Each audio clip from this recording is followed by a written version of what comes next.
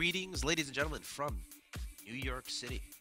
I'm Axel Tosh, joined by Axel. We're here at the MLG Studios covering the World Championship Series of America Challenger League. That's right, the Premier League we covered over the past 2 weeks. We found the final 16 in the Premier League who will be traveling to here. And they'll be here in New York City, participating next week. So if you're one of those who has a calendar, whether it be written onto your fridge or with your little iPad, definitely write down next week, 6 p.m. Eastern every single day. But this week is just as exciting because we have Challenger League action. Of course, the players who are trying to get into the Premier League. So far, we've seen Theonis, J-Donk, Major, and Xenosider duke it out. Next up, we got Fenix versus Bales. This should be a pretty exciting matchup. You know, we've seen Fenix is a guy who early on in StarCraft 2, right? He just crushed everything as far as the South American and even in general Americas. He was pretty much top 4 or 5 players from the Americas for pretty much at least the first year of StarCraft 2, doing very well in a variety of events. But over the last year or so, he hasn't quite gotten the results that people expected of him. And he's almost been eclipsed by players like Killer and Major. Yeah. You know, and then of course from America and Canada, you're talking about Huck and other players like that. Of course, Scarlet. So he's looking for redemption here, but he didn't really find it in that WCS Premier League group. He right. kind of he got 4th in a group involving Nesty, Apocalypse, and Minigun. That's a tough group. It is. But still, I think a lot of people were wishing he would, you know, get 2nd or even 3rd in that group, or ideally 1st. Especially, I know he's a lot of fans from the South American continent. So now he's up against Bales, and Bales is a guy who's he's on the up and up. He got to this qualifier. He took out Maxed. Maxed still was able to qualify through the lower bracket, but Bales went to the winner's bracket taking out Maxed, who's an extremely talented Chinese player. So Bales, at least in PvP, is insanely good. We'll have to see if his PvT holds up to snuff. And Fenix is really good at PvP. Yeah. So this should be a test for the young 15. I think he's 15. I know he's very young. I think he's 16. 16. He's part of the Clarity Gaming Academy. So we'll have to see what happens here. The players are ready. So he's also from Kansas. From Kansas? Bales, yes. Do you think he knows Wizard of Oz? I don't know. You know, he's only 16. Yeah. Is that too old for him? Is it? I don't know. No, it's one of those children's. It's one of those movies that show every generation of children. Like right? when I was like 12, he was 0. So like, that's like when I was watching it.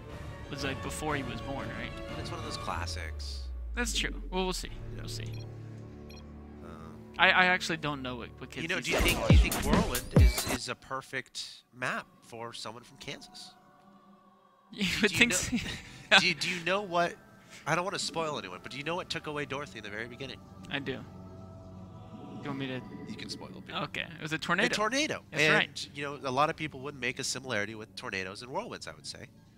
I would say so. Yeah? Yeah, I think it's pretty similar. So, could this be the map for Bales? It may be. It might be. It may be. Of course, I actually think it's an interesting map for PvT. Super late game, I think it definitely favors Protoss. If you get to those max armies, you can warp units in across the map and really abuse the scale of it with warping pylons. But it also is one of the maps where it's very difficult to take a 3rd base. So I know a lot of Protoss players don't like it as much just because it's so hard to get to that super late game situation in an even game. There's a lot of esports folk from Kansas, I think. Isn't DJ Wee from Kansas? Am I thinking? I'm not positive. And I think Destiny is too, if I'm not mistaken. I'll have to research it later. But, Mr. Nick, why don't you introduce our 2 beautiful gentlemen? So at the top left of Whirlwind, we have the young gentleman from Kansas, Clarity Gaming's Bales. His opponent at the top right, the Peruvian champion, I am Fenix.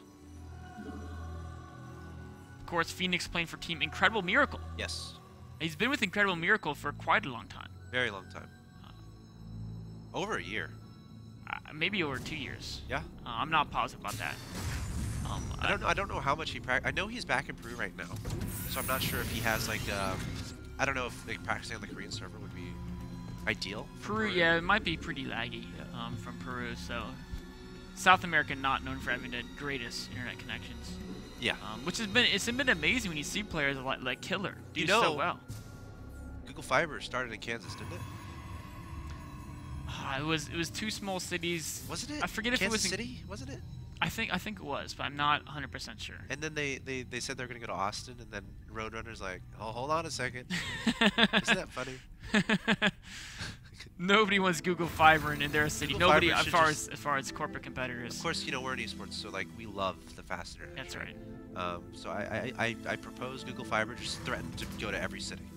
And it will make everyone else step their game up. Yeah. Well, hopefully that'll make us pay more, right? Well, they wouldn't, because Google Fiber is such an affordable rate. They would have to. Right. They would have to either decrease their price or greatly improve their quality. What? Google should hire me as their CEO for making a decision like that. The Google CEO would have never thought of something like that. So we see, interesting enough, Fenix not going for the macro game, which is or at least a fast command center, which is kind of the standard in Terran versus Protoss. Most Terrans opt for a command center either after a Marine or after a Reaper, but fairly early on. Just because if you do this harass build, but you do it before the command center, you're committing yourself to having to do a lot of damage, because the Protoss Nexus is going to be halfway done before your command center is even started, at least.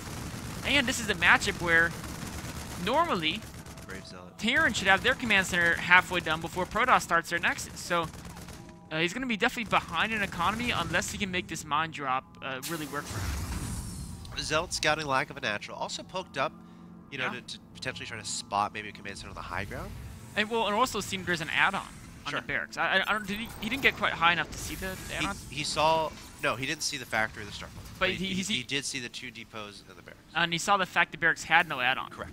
So that should be a little bit suspicious, They do an in-base command center, which probably means they have gas in their build, and you don't see an add-on, so you have to kind of assume that there's at least a potential for a type of drop play.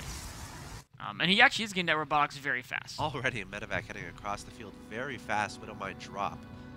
And, again, the robo just now finishing, needs to chrono out an observer right away. A few more stalkers would be helpful as well, or a sentry or something.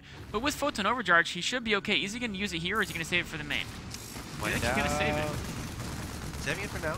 I'm okay with this. Yeah. I think it's definitely okay to lose a pilot. He's delaying the medevac going into the main. I mean, this is a build where... Oh, watch out the stalkers! Whew. Gosh, that was close. He's just playing with the danger zone right there. Yep. I mean, this is... Oh, no! Whew. He's just barely dipping in and out of that. Gosh.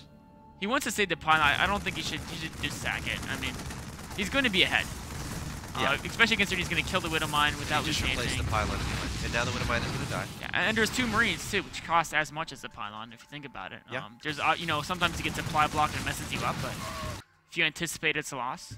And so the fact is Fenix has to be cost efficient because he's significantly behind a macro, and that was not cost efficient so far. I mean, it was very inefficient. Gonna ignite the afterburners going to the main base. Photon Overcharge should go down. There it is. There it goes. Widowmine is gonna drop. He's gonna try to burn, but the probe's gonna run away. And oh my gosh! I know I wasn't the only one who just saw that. The probe. You want to explain what just happened there, Nick? So the Widowmine targeted a probe that was on its way to the assimilator. When the Widowmine shot was in midair, the probe ducked into the assimilator. Yep. Thereby preserving his life.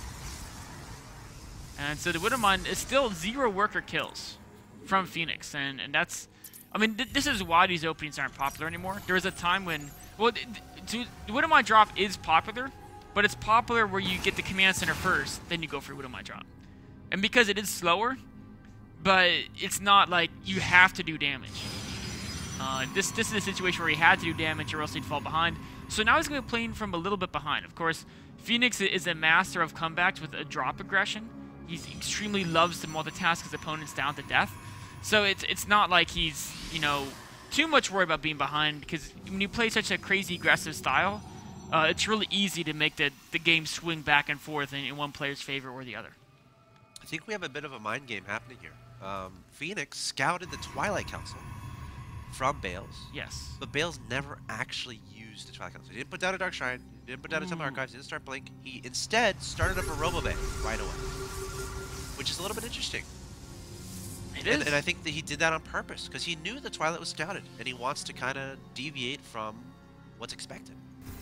Going straight for a Colossus, and adding 2 more gateways. I think he's going to be looking to do a Colossi timing. This is a great reaction. You know your opponent's behind a macro. They're going to have a hard time getting a large bio army out because they went for the fast Stargate. Then they had to build their command center. So their additional barracks are going to be significantly delayed, which means they can be vulnerable to timing attacks.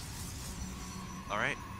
Let's see if that works. And, you know, I like these locations for a Colossus timing like this. There's, you know, you can retreat pretty easily because you're relatively close to your opponent. And you will have to see if he incorporates the Mothership Core. You might keep it back home to help defend against drops, but bringing it with you and then potentially recalling back could be a thing. But definitely has the potential to do a lot of damage. Adding on 2 forges here. Oh, now it's 2 forges and blink, so not a committed timing. I think he might just get a third behind like one Colossus. Well, he's not building any more probes. Oh wow, he is. That's a little bit. So it looks like more like a 2-base timing, but at least our 2-base pressure. Some double prong drop play. The medevac in the main gets taken off by stalkers without a problem. Wow. The one in natural is actually going to be defended very well as well. One medevac is not going to go down. He's going to get out of there. And I would say that was another nice win for Bales. He pretty much got. I mean, I'm trying to decide if he's gonna keep making probes and expand or not. Like it's now he's going back to probes. So it could just be, you know, he delayed the forges and the blink tech to get those 4 gateways because maybe he knows Fenix likes to be aggressive and wants to make sure he can defend all these attacks before he worries about progressing to the next stage of the game. Very safe. I like it. I mean, he's in great shape right now. Yet foods are even, but if you think about it, Terran normally is 20 to 30 food ahead if both players are macroing at even pace. Second starport added on too. So it's not one of those things where, you know, Bales makes 1 Colossus, doesn't get range, and goes straight into High Templar. So I think it's a pretty good read here from Fenix. A just in case type thing. It's nice to have 2 starports. Especially for a player like Fenix who loves to use drop play. Some players will stick with 1 starport and just have a low medevac count. But if you have a low medevac count, you really can't afford to do drops because in every single medevac is so important to have with that army. So this will allow Fenix more flexibility. So now we're seeing that they're getting taken, 2 gateways going down. Adding on Immortals and Charge, so he might throw down a Templar Archives. Oh well, I feel like he's going to save up gas right now for the 2-2. I think that's probably going to be his decision. But going to start straying away from the Colossi count a little bit. Marines Marauders sprinting to 3rd base, trying to take down that Nexus, but going to get trapped by some force fields. Now has to sprint away. Oh, Fenix trying to distract over here by the 3rd while the drop in a natural comes into play. A photon overcharge should push this back, but Fenix, he was hoping Bales would send army away, but Bales, great multi-pronged defense there. What's really important here is identifying where the drops are most likely to come from. Having units there at the national because you know your opponent's in the top right, so that's probably going to be a vulnerable location. Even adding on a cannon there just to keep things extremely safe and not committing too far in one direction or another.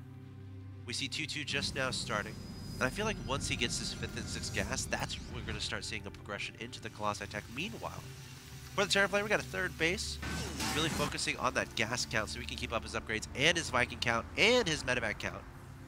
That is pretty interesting to take the 5th and 6th gas quite that fast. Yeah. I mean, it is because he has double starports. He really wants to crank those out. Yep. But we can see he's already developing quite a bit of extra gas, and I think that gas is going to continue to develop faster when he can spend it.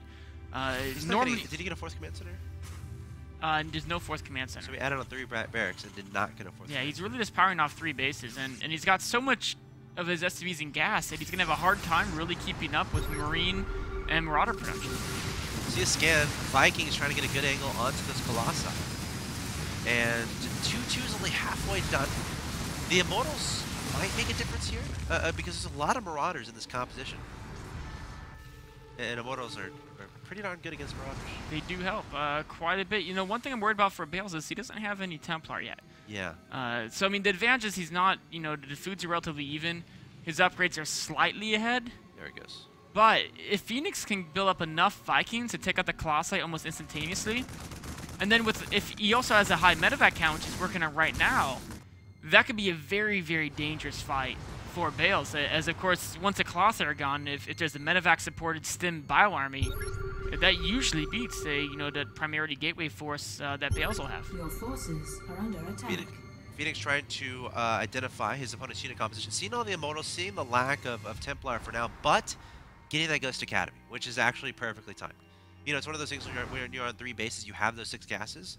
Just kind of throw that down because you kind of feel like, all right, Templar probably aren't too far away. We have a drop heading into the natural expansion. 1 Immortal shouldn't be enough to deal with that. Meanwhile, trying to attack into the 3rd. Vikings getting some good shots off of the Colossi. Phoenix trying to attack from multiple angles. Bales defending natural and the 3rd base very effectively, but the drop in the main is still going forward here. But you know what? Photon Overcharge in the cannon. Bales actually, his defense is looking very strong. Photon Overcharge on the natural expansion. Cannons are there at the main. Photon Overcharge on the main nexus as well, so I don't see this doing too much. Medevac's trying to get out of range of that. Phoenix trying to find holes, and you know, he's doing a good job of looking, but Bale's defense is very strong. And now Bale's is working on 3-3, starting to morph in Archons. Well, that was a little bit interesting. I'm wondering why he didn't start Storm there. Like, he could have started Storm instead of making those 2 Archon, or making that Archon. He could have. I think he feels he feels at any moment Phoenix is just going to come and attack him. I agree. And so he wants to have the Archons there to support his army. I think this is why it's important to have those observers looking out to see, all right, do I have time to just start Storm and maybe delay on the Archons a little bit? Because you know, the sooner you get Storm, the better off you're going to be, I think. And he still hasn't started yet, so this is very interesting to me. You know, some players, do they just completely not go for Storm and just only Archons, 3-3? Creator Prime. Yeah. He almost never gets Storm. He really just loves upgrading and getting Archons. That's not a favorite style among the top players, but it is a style that you do see sometimes. And the problem is against a max Terran, it's very difficult to win without Storm. If you have enough of an upgrade lead, you can make it happen. But he's only ahead by 1 upgrade. He's not massively ahead in upgrades by any means. And, you know, Archons, once they get EMP'd, no fun. Phoenix with a very small army. Is he actually going to try to threaten this? I think he's trying to distract and then attack another location. In fact, here's a double drop going into the natural during all this action. Yeah, heading right to the natural expansion, targeting down the cannon. Meanwhile, still trying to be aggressive towards that 3rd base. But keep in mind, behind all of this, Phoenix has 4 bases. His opponent only has 3. So it's not like he's trying to necessarily kill his opponent. It's not like he's necessarily trying to kill a Nexus. Delaying mining time, that's going to be enough. Keeping your opponent at home, that's going to be enough. Keeping your opponent from getting a 4th while you have 4 bases, that might be enough too. I mean, he has all the infrastructure in the world. The 2 starports with reactors. He's got a bunch of barracks with tech labs, so he can make a bunch of ghosts. His upgrades are good too. He's at 3-2 right now. Yeah. Can start that 3rd armor upgrade any moment now. And without Storm, I just feel like taking a 4th might be very difficult for Bales. I don't think Bales can take a 4th until he gets Storm. He may just be looking to wait till he maxes out and go for a big engagement right when he has, you know, 3-3 done and he anticipates himself having an upgrade advantage. I don't think he has quite the upgrade advantage he wants. And with the Viking upgrades not being too far behind, it can be a very difficult engagement for him to win. I mean, I think what he might be relying on is just getting such a convincing engagement and just running, sprinting across the map. Phoenix is scanned. He was trying to see if there was any observers. Yeah, observers or Templar in that action there. Sees nothing. He's going to start EMPing. 1 Zealot holding position on the ramp. We have a push going into the natural expansion to get some damage done. Significant amount of Breeze Marauders. Here's the big engagement. Breeze Marauders going to be kiting back. The ghosts are falling. The Archon surging forward. Lots of Immortals in this composition, but will the kiting be too much here for Phoenix? He can kite all day long, but it looks like Bales might barely. Yeah, he decided not to kite. Of course, it's against mostly Immortals, but he took out all the Colossi there. Yeah. So, which is pretty big. I feel like Bales, if he wants to win, he has to counter and win right now, but I don't think he has the units to do it. I felt the same way up until Phoenix left all his Vikings in the 3rd. Ah. He lost about 12 Vikings for nothing, which pretty much evened up the score there. You know what was really neat is that attack, Bales had to send his Stalkers, they're the most mobile units, to defend attack and natural. Then the Vikings killed all the Colossi, and he didn't lose too many because there's only a few Archons attacking him. And then if you could have kept the Vikings alive, you could just focus on rebuilding the rest of his army. Unfortunately, when he lost the Vikings, you know, that kind of it basically made it, instead of a positive trade, it made an even trade. Now, that being said, even trade is still good for him. He's on 5 bases now. I mean, with mules, like, imagine how many orbitals, like 4, I think? 4 or 5.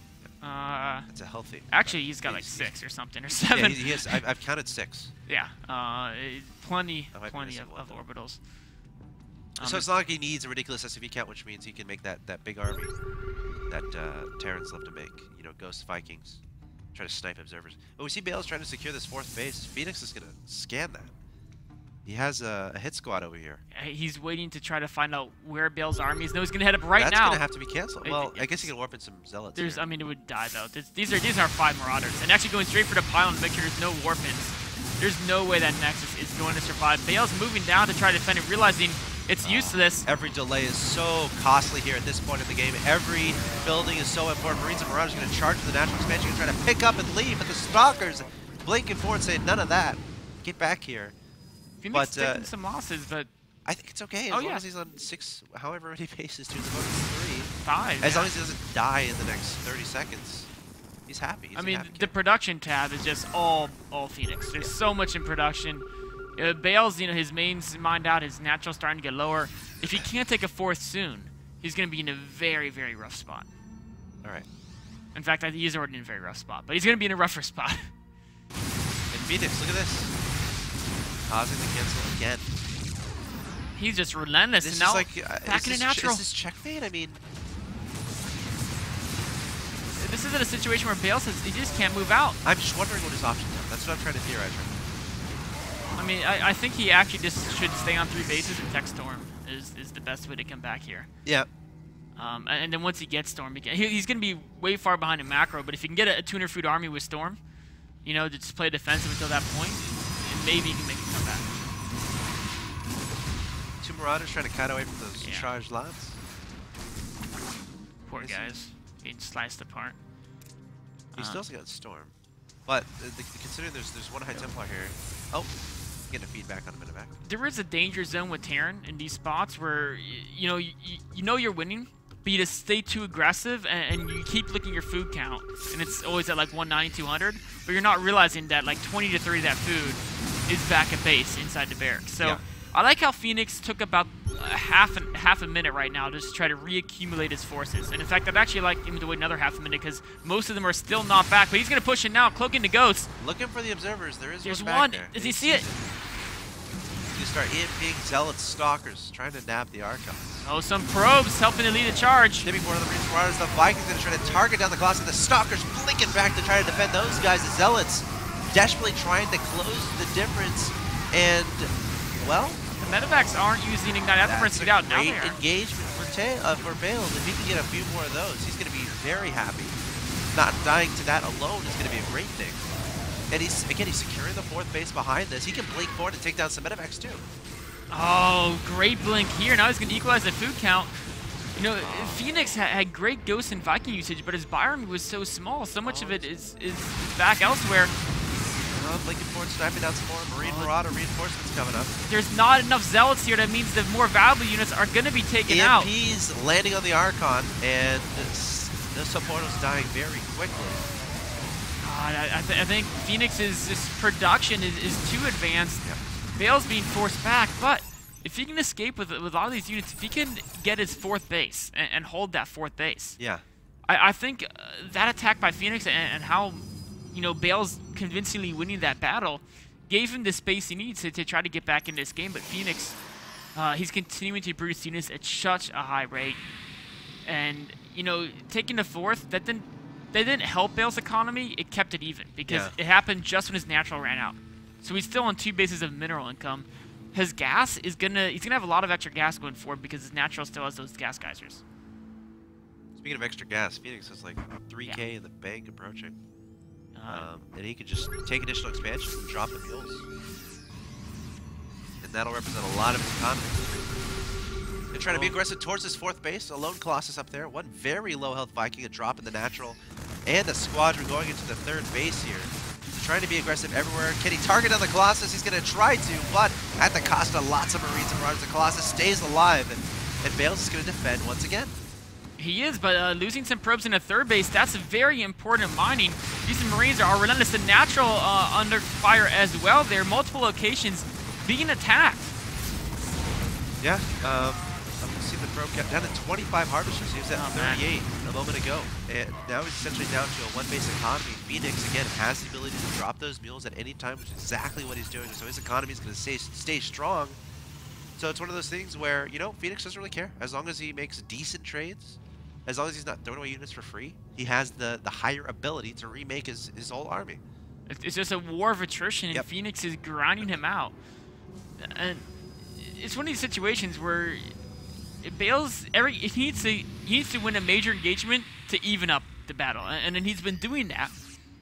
But then, you know, Fenix keeps beating him back again and getting ahead, and Bales is relying on taking home these really big engagements. But Fenix is ahead enough in supply now. If he just gathers his forces with no storm at his disposal, I don't see Bales defending this next attack. All right, we see the Marines and Marauders coming forward here for Fenix. He's gathering everything up together. Ghosts in there as well. And this is an army that there's just so much damage output. There's so few Zealots because the mineral economy of Bales has been strained so far. There are 5 Archons. So if the EMPs aren't, you know, really clumping up on those Archons, Bales can still take a good fight. Well, these are always going to be good trades here for Bales. Gotta be careful though. You don't want to get baited into... Another few Marines killing a few more workers over at that 3rd base. Every probe is going to be so important here for Bales if he wants to stay alive. Again, Fenix's economy is surging. He's looking for an engagement. He wants it. He can smell it. He's at 197 to 111 in supply. Still no storm out of Bales, but lots of Archons continually being added on. You know, the ghost count isn't super high with Fenix's current RVO, but now another 6 ghosts just joining the army. I think that's Fenix's cue to launch the attack. Now that he has this high ghost count being accumulated here as they're all marching in. If he can, I mean, if the Archons go down, that's Bale's pretty much the most important part of his army. So if there's enough EMPs, that's going to be a real game-determining factor. Another attack into the natural expansion and a photon overcharge. That's a bit. That was nice of him. Definitely brought the Nexus down to the... Oh, trying to feed back the Ghost and the Metamax. There's an EMP going to try to be made into an Archon, but Fenix is looking for it. A decent concave here from Bale's going to blink the Stalker to the side, trying to take care of the Colossus. The Colossus trying to do their damage from above. The Archons all getting EMP'd, but will Bales have enough to shove this away, or will Fenix finally win this once and for all? Bales putting up a serious fight, and there's the GG. Well played. Fenix gets the victory screen. Well, you know, that was a lot of multitasking pressure by Fenix. Yeah. And it's kind of the theme of him, you know. He can put a lot of pressure on his opponent, but sometimes he gets a little hasty, you know, his engagement doesn't collect his forces up enough. And Bales is able to hang in there for quite a while just by taking those major engagements. Unfortunately, in macro, Fenix just got too out of control. Yeah, I mean, you know, again, once the Terror starts getting those extra bases, and, you know, Fenix, Bales is the one trying to desperately just get one more because Fenix keeps denying and denying and denying. Because very difficult as a Protoss. It's doable. You have to be ridiculously cost efficient with your engagements, and we saw Bales get some of those. But Fenix, you know, overall, just his production was too much. It was. It's constant 6 orbitals, 5 bases, planetaries to help defend against a counter swing. Bales had that one moment where he really got that counter push across the map. Yeah. But then, you know, the production showed up. Yeah, it's just like another 7 Marauders and 10 Marines came up, and all the Zealots were bled away at that point. So Bales couldn't continue that push. Maybe try to engage at an extra base or something. But I guess, you know, it's such a hard position at that point. Ideally, you get your 4th base without too much trouble, and then you stay even as you enter the later stage of the game. Alright guys, that's going to conclude the game number 1 between Fenix and Bales in this match number 3 of the night. Stay tuned, game 2 coming your way.